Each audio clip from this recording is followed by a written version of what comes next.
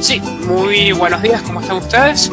Bienvenidos a este segundo ya ciclo de seminarios. En este caso, el día de hoy estaremos con el ingeniero Elio Chacón, el cual pues nos estará hablando de un tema bastante interesante, ¿sí? Entonces, la bienvenida y vamos a iniciar acá la actividad, ¿sí?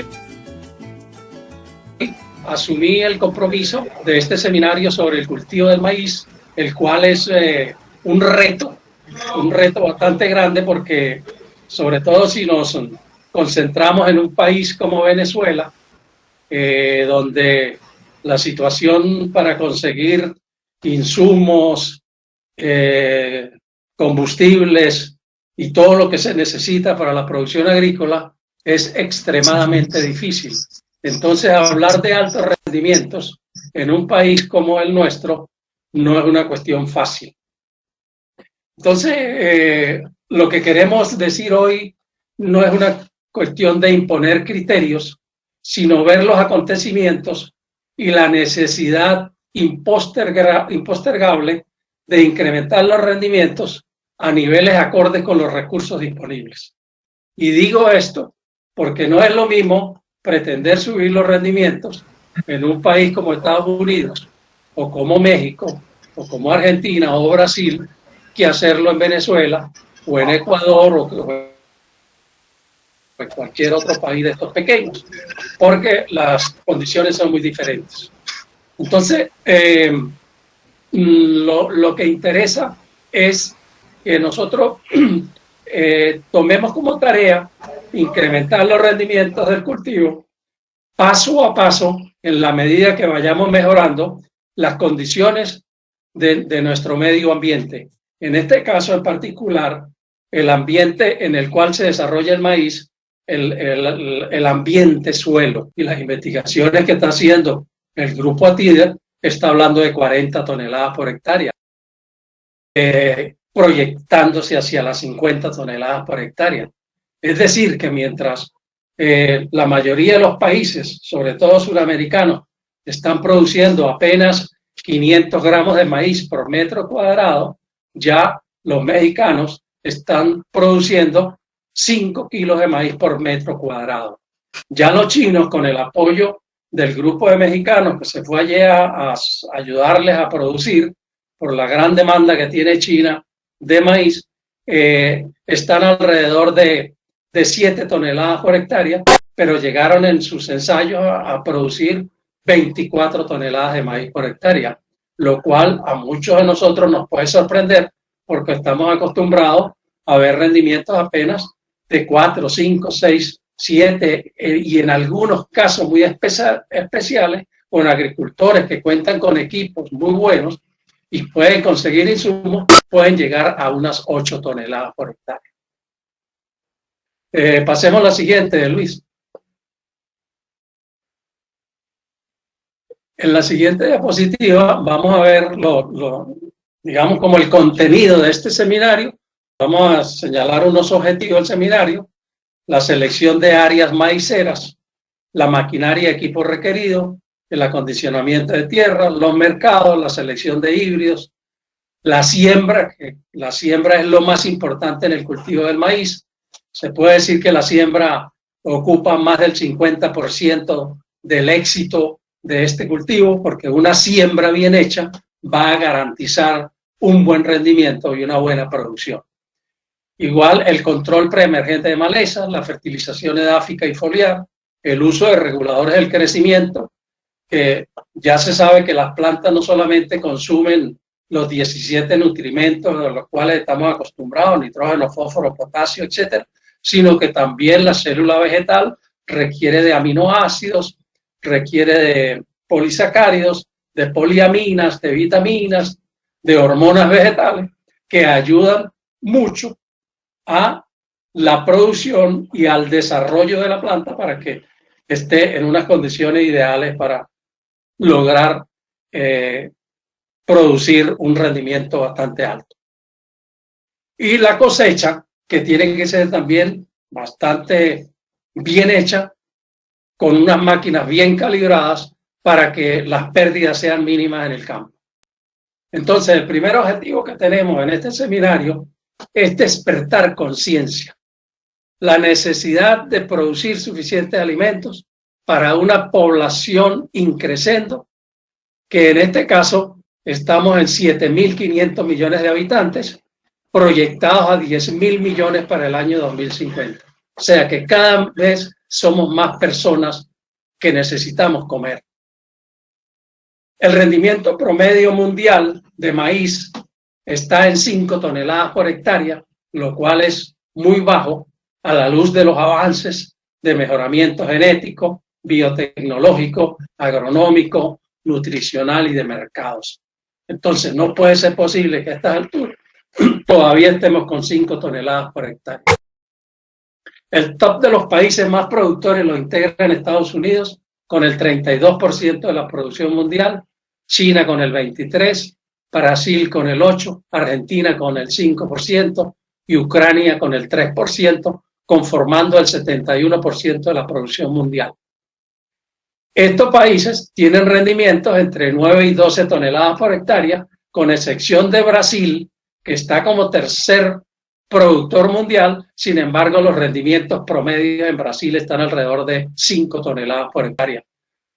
Pero Brasil está sembrando aproximadamente 20 millones de hectáreas de maíz, lo cual hace que tenga un volumen de cosecha bastante alto, pero el rendimiento por hectárea sigue siendo bajo. Entonces, los brasileños tienen que ponerse la bota porque realmente están ocasionando muchos daños ambientales, dado que están expandiendo la frontera agrícola, sobre todo en el cerrado, y están acabando con los bosques y con una gran biodiversidad por el afán de producir cada vez maíz, pero con rendimientos bajos. Los rendimientos son bajos en relación a la demanda creciente por los múltiples usos que tiene el maíz. El maíz, sabemos, se utiliza en alimentación animal, en la alimentación humana, en biocombustibles, en plásticos, edulcorantes, jarabes, aceites, medicinas, cosméticos, etc.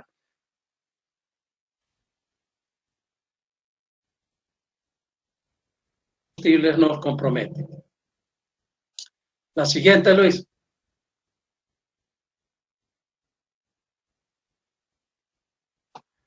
El otro objetivo es demostrar que se puede producir maíz con altos rendimientos. Ha sido demostrado ya en Estados Unidos por la Asociación de Cultivadores de Maíz en sus concursos anuales que realizan, donde los productores del cinturón de maíz participan escogiendo una parcela de 10 hectáreas a la cual le dedican todos los conocimientos que ellos tienen sobre el cultivo del maíz, con los mejores híbridos que ellos han probado y con el mejor manejo agronómico.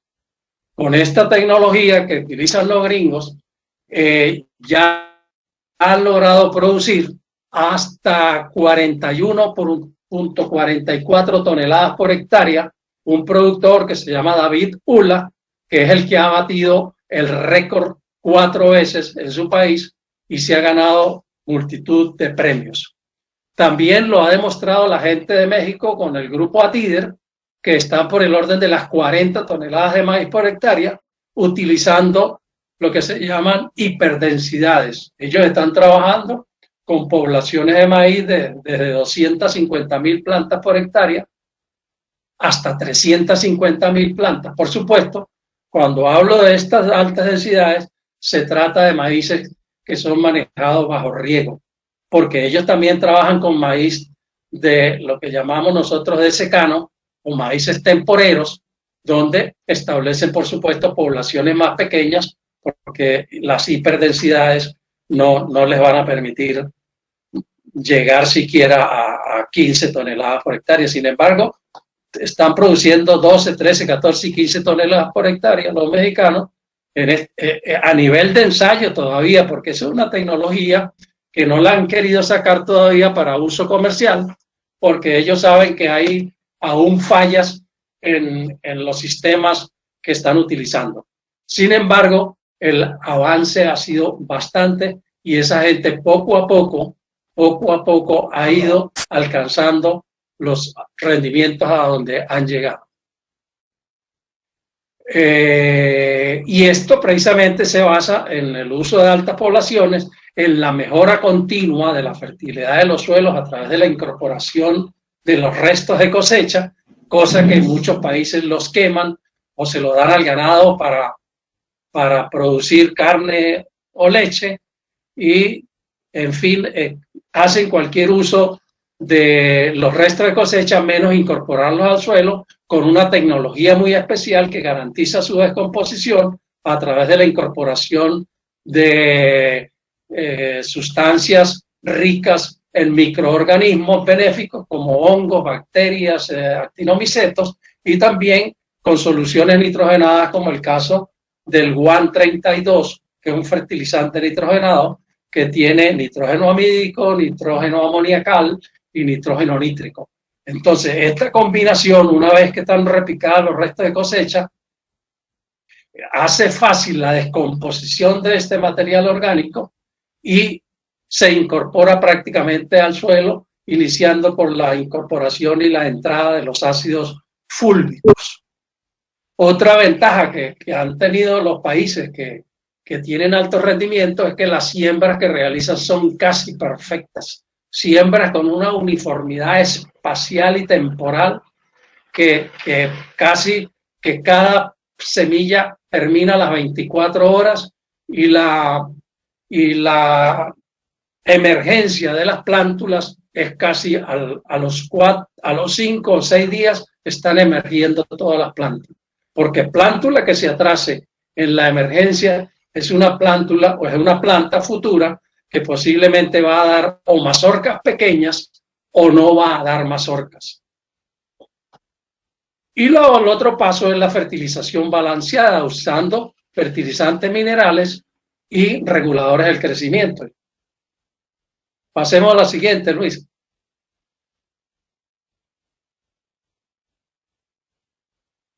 El otro objetivo es que este manejo para altos rendimientos tiene que considerar el criterio de sustentabilidad, porque todos sabemos el abuso que se comete con el uso de insumos agrícolas en general, herbicidas, insecticidas, fungicidas, fertilizantes minerales. Es un abuso porque la carga que le echan a los suelos está comprometiendo primero, la sustentabilidad de esos suelos que sigan produciendo buenos rendimientos y segundo, la contaminación del ambiente general, sobre todo de las aguas freáticas, de las aguas superficiales y de los alimentos que van cargados de una cantidad de elementos minerales que no deberían ir allí. Entonces, la agricultura industrial se ha mostrado como un exitoso conjunto de tecnologías, de finanzas, de infraestructuras y de manejo de recursos naturales, lo cual no es cierto en toda su panorámica, porque la combinación de las prácticas de siembra directa, uso de organismos genéticamente modificados, la utilización de una carga creciente de agroquímicos, ha llevado a un deterioro ambiental y ha comprometido una cantidad de organismos. Por eso la biodiversidad ha estado muy comprometida Y entonces esto afecta el ambiente en general y la carga de gases de efecto invernadero que estamos enviando a la atmósfera como consecuencia de este tipo de agricultura está comprometiendo la vida del planeta.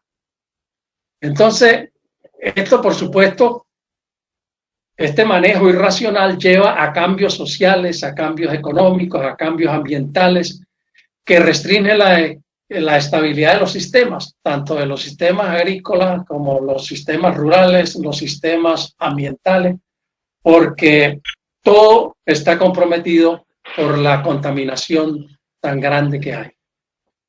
La siguiente, Luis. Entonces, la gente de la Universidad de Illinois, liderada por el doctor Fred Below, en el año 2015, publicaron un documento donde ellos presentan los 7 factores más importantes de la productividad del maíz. Y esos factores son el clima, se empieza por el clima, el nitrógeno, o sea, los aportes de nitrógeno y el nitrógeno que es aprovechado por el cultivo, porque tenemos que estar conscientes que gran parte del nitrógeno que se aplica a los cultivos se pierde. Y en el caso del maíz, según la forma de aplicarlo, a veces se pierde más de la mitad. Y hay agricultores que hacen que se pierda hasta el 70% del nitrógeno, con la consecuencia contaminación a las aguas freáticas. El tercer factor es el híbrido, el material genético que se utiliza. El cuarto, el cultivo anterior, o sea, muy importante lo que se llama la rotación de cultivos. Si no hay rotación de cultivos, generalmente los rendimientos que se obtienen son menores, pero si se rota con plantas o con cultivos de leguminosas, hay la posibilidad de que se aumente el rendimiento en la cosecha siguiente. El otro factor es la densidad de plantas por hectárea.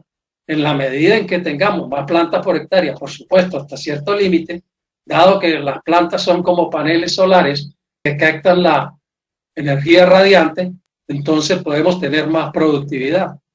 Y por eso se empezó al comienzo con el cambio en el diseño de siembra. Entonces, mucha gente dice, oye, pero ¿por qué no aparecen entre esos factores de rendimiento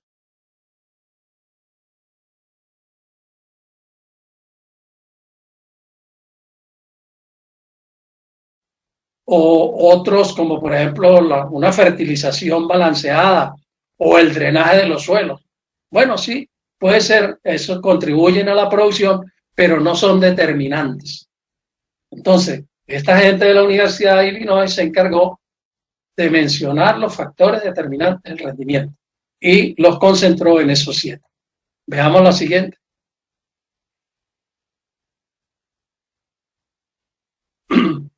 Siempre demora un poquito en pasar.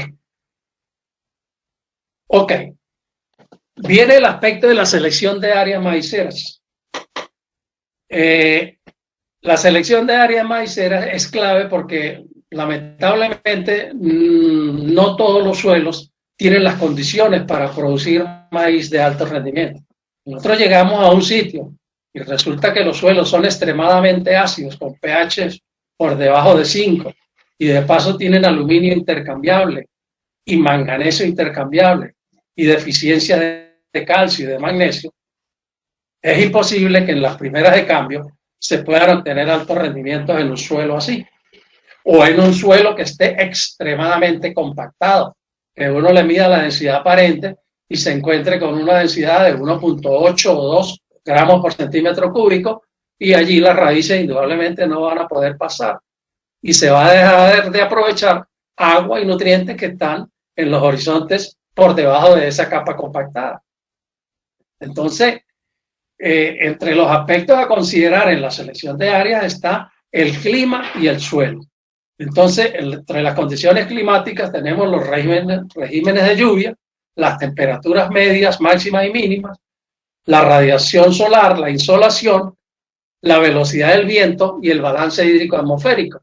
Todas estas variables tenemos que analizarlas, buscar la información de alguna estación climatológica cercana para poder evaluar y decir, esta tierra es muy buena para la producción de maíz.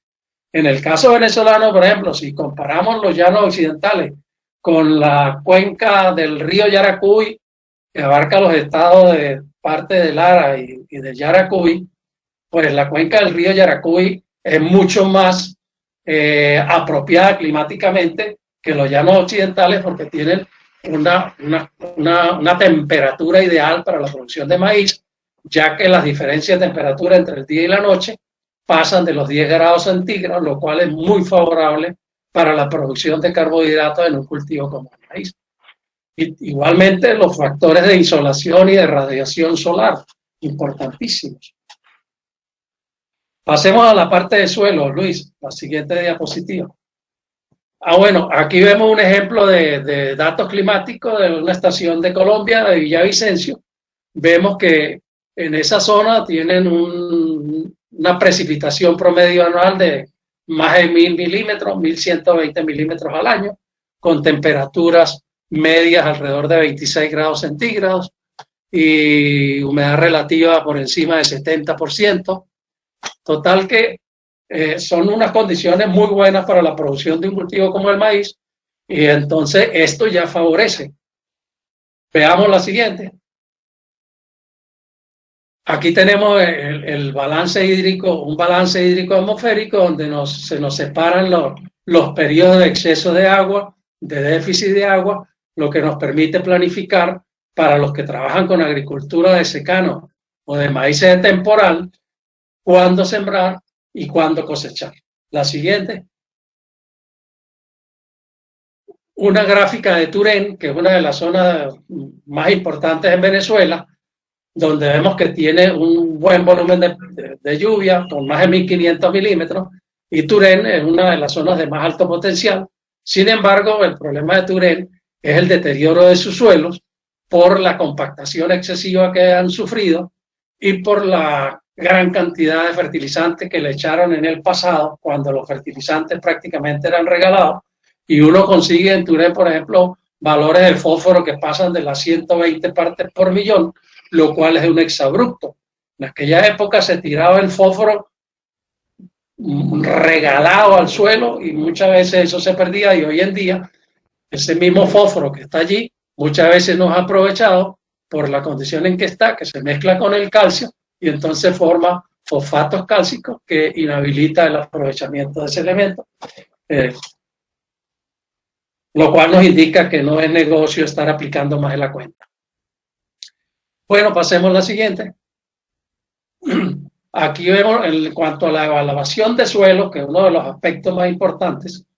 Debemos evaluar el relieve, la pendiente, el drenaje, el historial agrícola del suelo, todas sus propiedades físicas, textura, estructura de suelo, porosidad, densidad aparente, retención de humedad, permeabilidad, resistencia mecánica a la penetración, estabilidad estructural al humedecimiento y el drenaje, propiedades químicas, pH, conductividad, fósforo, calcio, magnesio, microelementos, saturación de base, etcétera, propiedades biológicas y la determinación de sus limitaciones para la producción. Entonces, muchas veces hay agricultores que realizan siembras y no hacen una evaluación de estas propiedades y entonces se quedan cortos a la hora de obtener un rendimiento siquiera que les permita sacar los gastos. Porque si el suelo está deteriorado física y químicamente, es imposible producir. Entonces, este es un trabajo que requiere de una, vamos a decir, de una perfección en todos los detalles que tengan que ver con suelo y con siembra. Si eso no se hace, como debe ser, estamos perdiendo el tiempo y estamos desaprovechando oportunidades. Veamos otra diapositiva.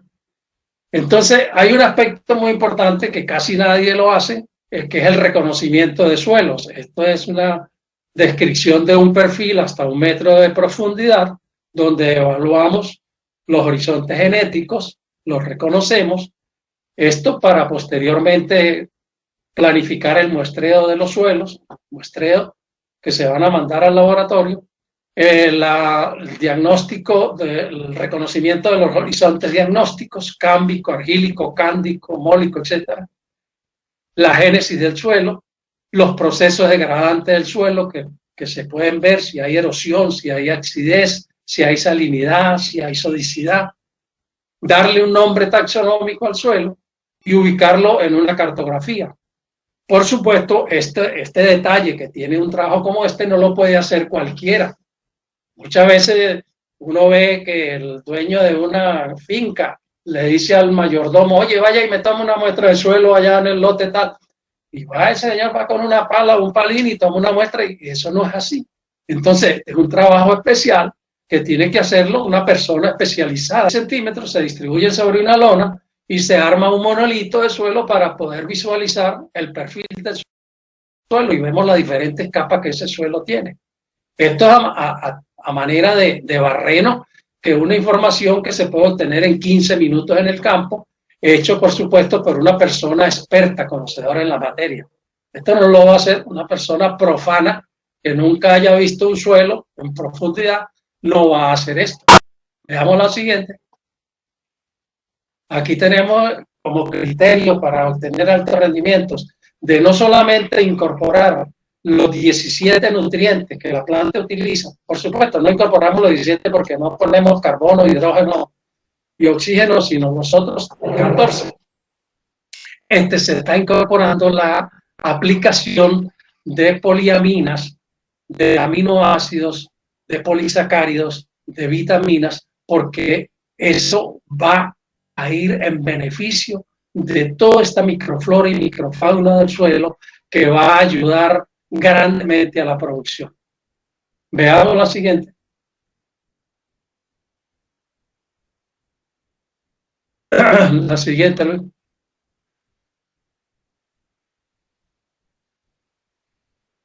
Bueno, hay prácticas que deben hacerse en el manejo integral del suelo.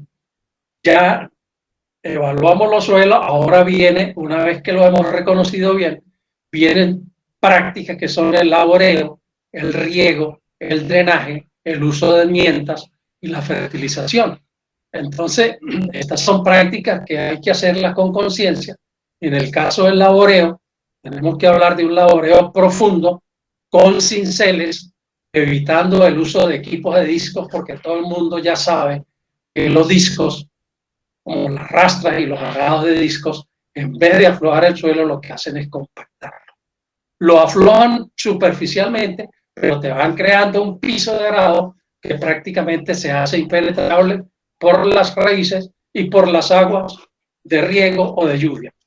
El riego, si se planifica agricultura de regadío, que en el caso de alto rendimiento, ya cuando pensamos producir más de 20 toneladas por hectárea, hay que regar casi puro, o más de 15 toneladas por hectárea, entonces tenemos que tener la retención de humedad, los valores de densidad aparente, de infiltración, de estructura de suelo y de textura, que estas son las variables edáficas que nos permiten planificar las láminas de agua a aplicar y la eficiencia en su aprovechamiento. El drenaje, por supuesto, en base al régimen de lluvia de la zona, de la fluctuación del nivel freático y la textura del suelo. El uso de enmiendas para corregir problemas de acidez, de alcalinidad, de salinidad y de contenido de carbono orgánico. Entonces, estas son enmiendas. Generalmente, cuando hablábamos de enmiendas, solamente hablábamos de encalado. Hoy en día ya estamos hablando de aplicación de azufre, de aplicación de abonos orgánicos, de corregir los problemas de alcalinidad, de corregir la salinidad. Es un problema muy serio. Países como Perú, por ejemplo, y en Chile, acá en Chile donde yo estoy, hay muchos problemas de salinidad en los suelos. Y el aguacate es un cultivo que prácticamente se queda en el aparato por los problemas de salinidad. Y la fertilización con base en la fertilidad natural de los suelos, los requerimientos del cultivo para un determinado rendimiento. Veamos la siguiente.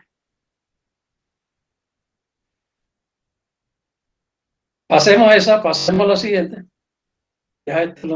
Bueno, Este es otro aspecto importante, la maquinaria y los equipos requeridos para producir altos rendimientos. No podemos tener alto rendimiento si no ponemos de una buena maquinaria o de un tractor con suficiente caballaje, de una sembradora neumática especializada en colocar la semilla a la distancia apropiada y a la profundidad apropiada, y que coloque los fertilizantes a la profundidad y a un lado de la semilla, a 5 centímetros de profundo y a 5 centímetros al lado, de que la sembradora sea de cuerpos flotantes y que sea guiada por equipos automatizados con GPS, que la máquina pueda trabajar incluso hasta de noche, sembrar de noche a plena oscuridad, porque está guiada por GPS, que haga, que evite el solape cuando se hagan las fertilizaciones y la distribución de semillas. En fin, todas las grandes bondades que puede tener una máquina de este tipo, pero que por supuesto tiene que estar bien calibrada a la hora de ponerla en funcionamiento. Igualmente, los equipos relacionados con el laboreo de los suelos, ahí bien pueden ver ustedes en la diapositiva, los cinceles, los arados de cincel profundos, resistentes, fuertes, que pueden hacer que el suelo se prepare a más de 50 centímetros de profundidad. Por supuesto, el suelo debe tener un contenido de humedad apropiado para introducir estos vástagos, porque si no, podemos cometer errores y hacer algún daño. Asimismo, los equipos para triturar los restos de cosecha, porque en este manejo los restos de cosecha son garantía de mejorar la fertilidad del suelo. Si los restos de cosecha no se aprovechan, la fertilidad del suelo paso a paso no se va a ir logrando.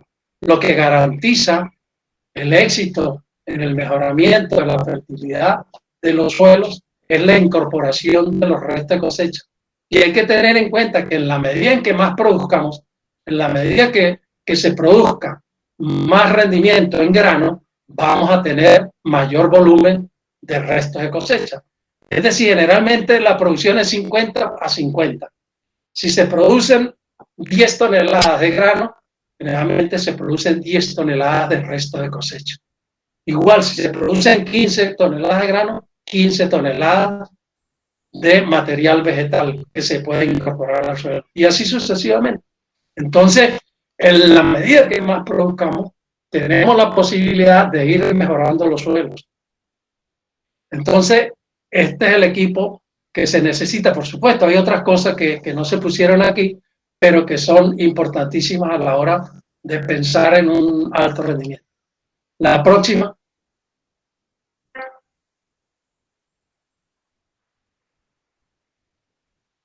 Ok, el acondicionamiento de tierras es la otra tarea. Tenemos que condicionar drenajes parcelarios, encalado, laboreo vertical. La próxima, Luis. Vamos a pasar la siguiente así un poquito rápido. Ahí está el drenaje. Hay que acondicionar los suelos, hacerles el drenaje parcelario para sacar los excedentes de agua. Porque todos ya saben que el maíz es un cultivo muy sensible al aguachinamiento, y si dejamos que pase 2 o 3 días aguachinado, pues se nos va a caer el rendimiento, y además el peligro potencial de la presencia de enfermedades fungosas, como por ejemplo las causadas por el fusario. El maíz es muy sensible al fusario y obstruye los tejidos conductores, y prácticamente un maíz atacado por fusario es un maíz que va a perder por lo menos el 30% de la producción. La siguiente.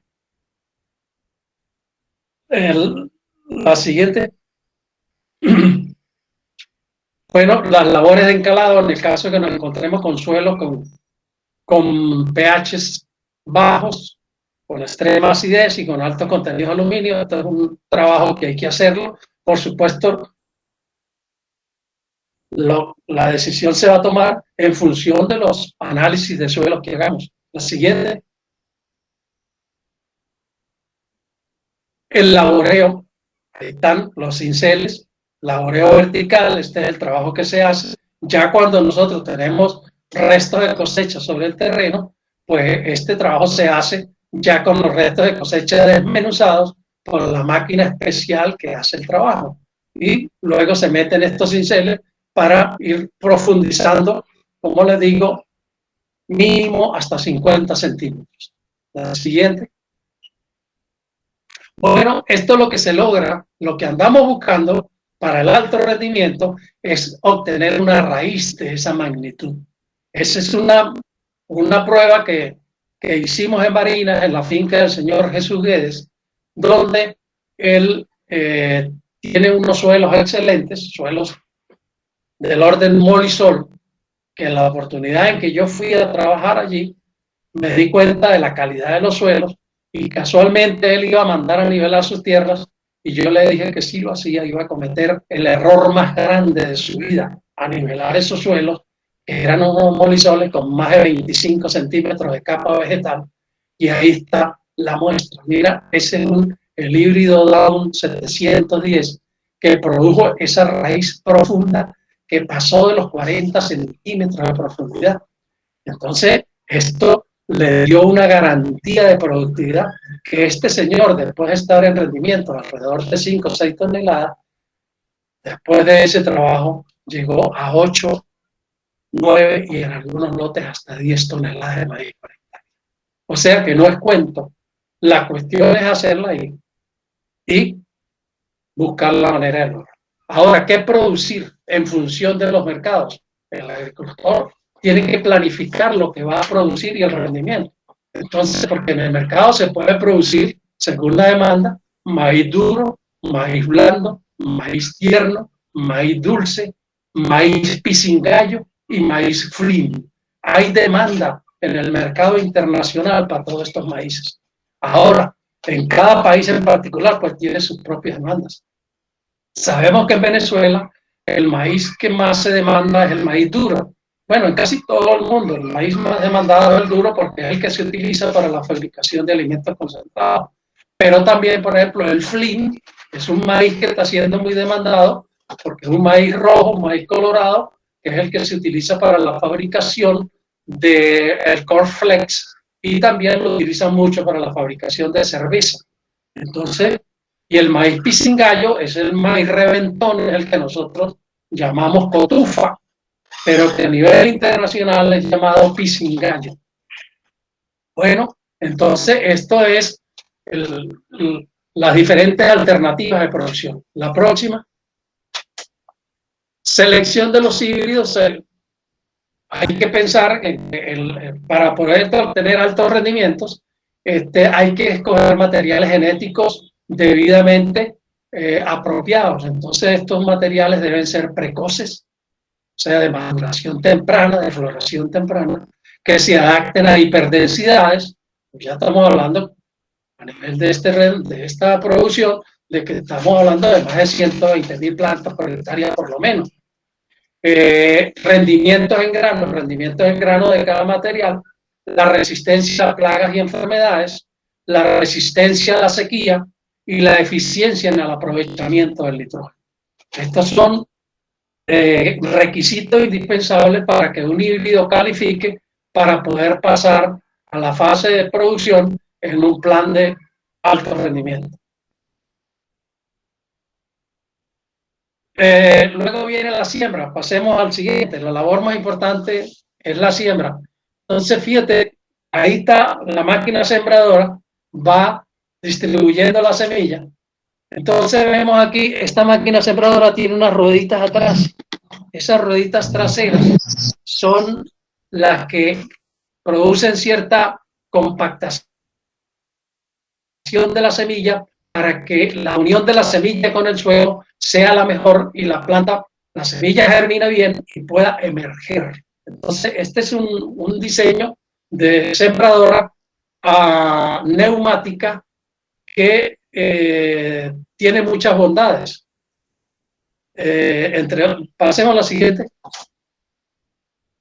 Bueno, entonces aquí están las características de la sembradora. Debe ser neumática, precisa, rápida, fácil de calibrar, de mantener y de transportar. Debe tener un sistema guiado con sensores GPS que tenga sensores para distancia, de flotación, de compactación de la semilla, de colocación de fertilizantes, que se pueda calibrar sobre la marcha, que se ajuste en el camino, que grabe datos, que distribuya una perfecta población en cuanto a distancia, profundidad y lugar. Entonces es una super sembradora. Buena flotación de los cuerpos sembradores y compactación del suelo que cubre la semilla, que tenga una precisa aplicación y distribución de fertilizantes y de insecticidas, gran capacidad de insumos y que la empresa fabricante o la distribuidora ofrezca un buen servicio. Entonces, este es un equipo caro. Aquí vemos cómo se evalúa la colocación de la semilla a 5 centímetros en profundidad y a 5 centímetros al lado el fertilizante. Esto es indispensable porque la raíz del maíz crece en sentido oblicuo y a la edad de B3 ya la planta está tocando el fertilizante y se necesita colocárselo exactamente a la profundidad apropiada para que el maíz lo aproveche y pueda empezar a desarrollarse como es debido. Una de las fallas que se tiene muchas veces en la colocación de los fertilizantes es cuando se coloca, por ejemplo, mucho nitrógeno al comienzo, porque el exceso de nitrógeno es contraproducente, ya que predispone a la planta de maíz a ser atacada por plagas desde muy temprana edad. Entonces, la dosificación del nitrógeno tiene que ser gradualmente y poco a poco, y podemos apoyarnos en eso con las curvas de absorción de los elementos nutrimentales, según lo que elaboró la Universidad de Iowa, que elaboró las curvas de absorción de nutrientes, y se puede apreciar cómo el nitrógeno en los primeros estadios es pequeña la cantidad requerida y luego empieza a aumentar cuando la planta ya de B6 para adelante, del estadio B6 hasta el B14, cuando se dispara la absorción de este elemento fundamental. Veamos la siguiente. Bueno, los aspectos más importantes de la siembra del maíz son la forma y el tamaño de la semilla. Muchas veces, ¿por qué decimos esto de la forma y tamaño? Porque usted sabe que en maíz hay semillas que son planas y son redondas, y dentro de cada una de ellas hay pequeñas, medianas y grandes. Entonces, nunca se deben mezclar semillas. No podemos mezclar, por ejemplo, bola chica con plano grande, o bola grande con plano chico, o con bola grande con plano grande, porque esto crea una gran confusión. Y entonces todos sabemos que las semillas pequeñas germinan primero que las semillas grandes. Entonces, cuando se colocan semillas de diferentes formas y tamaños, generalmente la siembra o la germinación no es uniforme. Entonces, se conoce que una planta normalmente una semilla germina a las 24 horas y que a los 5 o los 6 días ya está emergiendo la plantita. Entonces, hay plántulas que emergen a los 5 días, otras emergen a los 6, otras a los 7, otras a los 8 y otras a los 9, dependiendo de la profundidad a la que quedó colocada y de las limitaciones que tenga para la germinación por los problemas que puedan haber de suelo. Entonces, ya se sabe que la planta que nace en el 5.º o en el 6.º día puede haber garantía de que produzca una mazorca grande. Y si la planta nace en el 7.º día, puede ser una mazorca mediana. Y la que nace en el 8.º día es una mazorca pequeña. Y después, las que nazcan, seguro no van a tener mazorca. ¿Por qué? Por aquello de la dominancia y de las plantas dominadas y plantas dominantes. Entonces, todas las plantas que nazcan atrasadas, con toda seguridad, van a ser plantas que no van a producir mazorca. Las pruebas de germinación y vigor es una prueba que hay que hacer. Ya muchos de ustedes saben cómo se prepara. El tratamiento de las semillas debe tratarse para el control de plagas, para el control sobre todo de plagas, y para darle estímulo a la semilla para que pueda producir la mayor cantidad de raíces. La semilla debe producir la mayor cantidad de raíces, aparte de la radícula, hay una cantidad de raíces que salen de las raíces seminales y las raíces que salen de los nudos, los primeros nudos que están dentro del suelo todavía, y estas deben ir creciendo rápidamente. La sembradora es importante en la siembra, como ya mencioné antes. La orientación de la siembra debe ser de norte a sur, de tal manera de aprovechar al máximo la luz solar que se desplaza de este a oeste. El método de siembra, si sembramos con hileras simples, o sembramos con doble hilera, o sembramos con hiperdensidades. La hiperdensidad de siembra, ya hemos hablado de hiperdensidades que van de 250.000 a 300.000 plantas por hectárea, a 350.000. La profundidad de siembra, la velocidad de la sembradora, alrededor de 6 kilómetros por hora, algunas pueden llegar a 7, pero ya una velocidad de 10 kilómetros por hora puede comprometer el éxito de una siembra perfecta. La germinación en 24 horas y la emergencia de las plantas. Todos estos son criterios que tenemos que manejar al detalle, casi a la perfección, para lograr alto rendimiento, porque necesitamos el mayor número de plantas que germinen al mismo momento. Entonces aquí tenemos la cantidad de plantas. Fíjate que de acuerdo a los diseños de siembra, las hileras sencillas sembradas a 50 centímetros, que generalmente se utilizan 5 o 6 semillas por metro, pueden establecer 100.000 a 120.000 plantas por hectárea. La siembra a 0,70, también de 5 o 6 semillas por metro, pueden dar 71.000 a 85.000 plantas por hectárea. La 0,90 puede dar 66.000 o 70. Esto estoy hablando de semillas por hectárea, porque generalmente se pierden en el camino plantas que puede estar equivalente al 10%. Ya la doble hilera, sembrada a 0,20 entre 0,20 metros y 0,80 entre camas, pueden ser 100.000, 125.000 y 150.000 plantas por hectárea. Y cuando hablamos de hiperdensidades, que se establecen las hileras a 2 metros y con 50, 60, 70 semillas por metro, nos dan poblaciones de 250.000, 300.000 y 350.000 plantas por hectárea. Esto parece un exabrupto, pero esto ha sido logrado por casualidad. Esto fue una casualidad de que se pudiera establecer que una densidad de 300.000 plantas por hectárea te pudiera dar un rendimiento de 35 a 40 toneladas de maíz por hectárea. Bueno, de repente oirán los cuentos.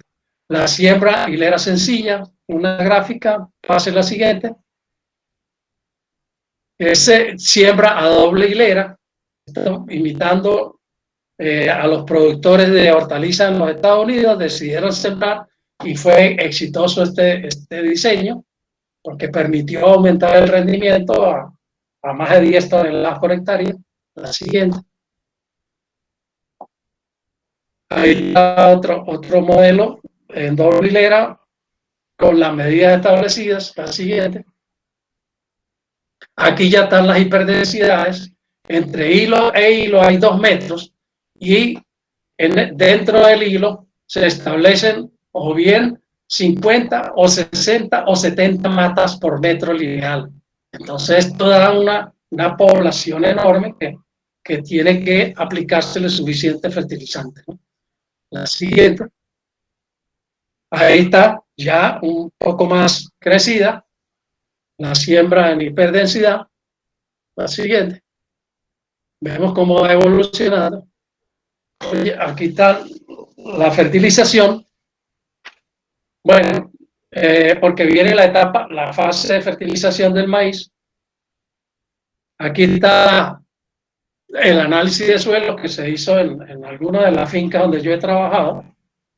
Entonces, evaluamos de 0 a 20 y de 20 a 40 con todas esas variables químicas. Pasemos a la siguiente. Y se hizo un programa de fertilización. donde pueden apreciar la cantidad de nutrientes que se aplicaron: 150 kilos de nitrógeno, 88 de fósforo, 190 de potasio, azufre 50, cobre, zinc y boro aproximadamente 1, 2 y 3 kilogramos por hectárea. Entonces es una fertilización bastante balanceada para un buen suelo. Esta fertilización se hizo para un suelo de la finca del señor Jesús Guedes, que lo mencioné hace rato, y que nos permitió obtener un buen rendimiento. Veamos la siguiente.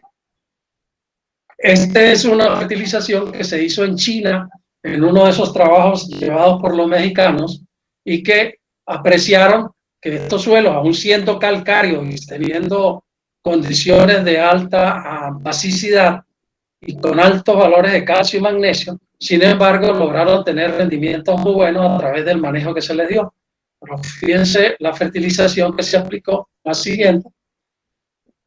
Aquí se aplicó azufre elemental, 10 kilogramos de azufre elemental mezclado con 750 kilos de una mezcla física formada por sulfato de amonio, fosfato monoamónico, cloruro de potasio y sulfomar. Se hizo una aplicación de microelementos, se hizo una aplicación reabono con urea y sulfato de amonio, y una aplicación final con urea y 5 aplicaciones de foliares. Entonces, veamos la siguiente. Entonces, la cantidad de nutrientes que se aplicaron en esa siembra que se hizo en China, con un rendimiento de 22 toneladas por hectárea, 22.4, allí se aplicaron 460 kilogramos de nitrógeno por hectárea, 180 de fósforo, 221 de potasio, 102 de azufre, magnesio, boro. O sea, se aplicó una cantidad, se puede decir que el doble de la que se aplicó en la finca donde yo estuve trabajando. Sin embargo, el rendimiento fue bastante superior, lo que quiere decir que sí es posible manejar una nutrición de un cultivo para alto rendimiento. Por supuesto, esto tenemos que llevarlo paso a paso e ir calibrando la cantidad de nutrimentos aplicados. Veamos la siguiente. Bueno, allí vemos cómo va marchando la hiperdensidad, ya ahí la vemos en B5, B6. La siguiente. Ahí la tenemos en B7, B8. La cantidad de plantas que hay parece increíble, pero ellas, según estudios que han hecho, parece que el maíz le gusta esa promiscuidad, estar apelotonado. Mientras tenga suficiente nutrientes, tenga suficiente humedad y haya suficiente insolación, radiación solar, el maíz va creciendo y va produciendo. Puede ser que no saque mazorcas de 200 o 220 gramos de peso, pero entre más mazorcas produzca, no importa que sea mazorca de 120, 130, 140 gramos por mazorca, es un gran negocio, porque no es lo mismo cosechar 70.000 mazorcas a 200 gramos de peso que cosechar 200.000 mazorcas con 140 gramos. Entonces, es una gran diferencia que se refleja entonces en el tonelaje. Veamos la siguiente. Bueno, ahí ya tenemos ese maíz de hiperdensidad en B10. Es un maíz que va creciendo. Por supuesto, se nota que no se le negó nada, tiene todos los nutrimentos, el nitrógeno, el fósforo, el potasio, la parte microbiológica se potenció con la aplicación de las poliaminas, de los polisacáridos, de los aminoácidos, que le dan una gran fuerza al maíz y le dan una gran vitalidad a la célula vegetal. La siguiente. Bueno, fíjense ya casi un maíz en R1 o R2, ese tamaño que adquieren las plantas, a pesar de estar tan pegadas, ellas logran sobrevivir bien y producir. La siguiente. Bueno, ya ahí se está en cosecha. Fíjense que inmediatamente junto con la cosecha ya va la máquina que va desmenuzando los restos de cosecha. Ese tractor que se ve a la derecha en la diapositiva lleva pegada desmenuzadora de resto de cosecha y va de una vez descomponiendo todos esos restos que deben quedar de un tamaño